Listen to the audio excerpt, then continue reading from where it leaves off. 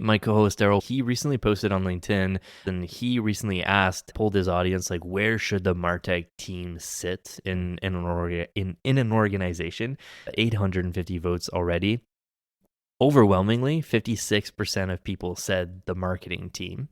Interestingly, 26%, so over a quarter of people have, transitioned to thinking revenue operations centrally should own Martech.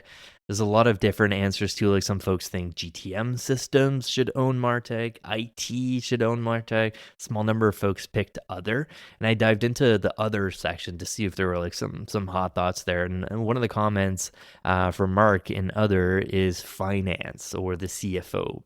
And his argument was like reporting into the CFO is better for Martech and better for everyone, and because you basically are part of a political powerhouse.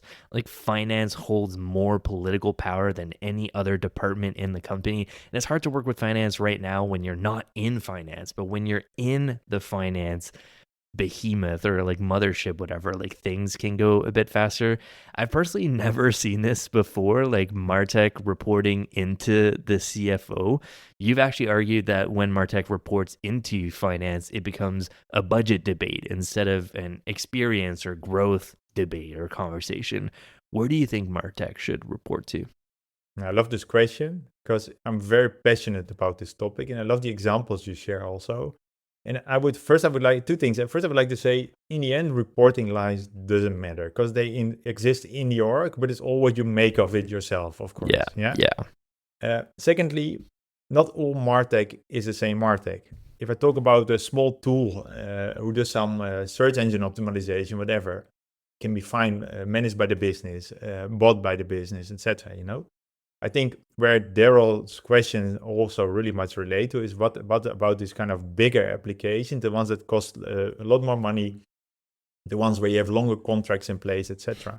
And for me, the way to answer that question is that I really think there's a distinct between what the CFO wants, needs, and the CEO wants, needs.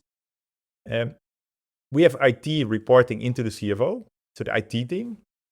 Our team, the marketing technology team, so we own the platforms from a business side, they own the platforms from an IT side, where IT, I think, has a way better way of working around how do you keep some of these platforms current, how do you deal with all the regulatory, all the, changes from an architectural point of view, all these things, they're way better positioned to manage all that. So for some of these platforms, it really makes sense that they own the technology. They make decisions on the technology.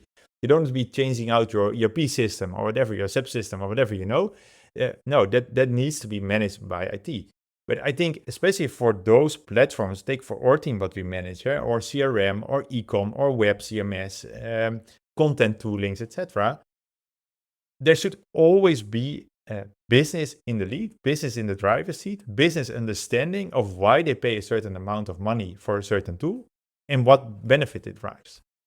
And there, I think a really key distinct between CEO, CFO is a quote I presented on as well, but it's basically of Rory Sutherland. He said that a missed opportunity doesn't show up on your balance sheet. And I love that because it's so easy to cut tools and save money.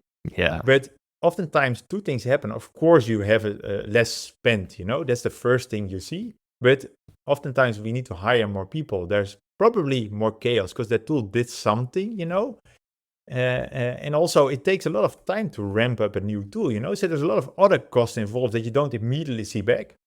And also, again, I think you can't spend enough on tech as long as you have your business cases in order. And if you don't only use that business case as kind of an entry ticket to the amusement park and never look at it again, they make sure you have that life cycle in order. Make sure you manage it. You set some KPIs, and that means something else for a tool of $500, then a tool of $5K, then a tool of $100K or more. So again, I think reporting lines should not matter. As long as the business understands what it is that we have, why we have it, and basically together with IT we make certain decisions. But it really depends on the capability as well there, Phil.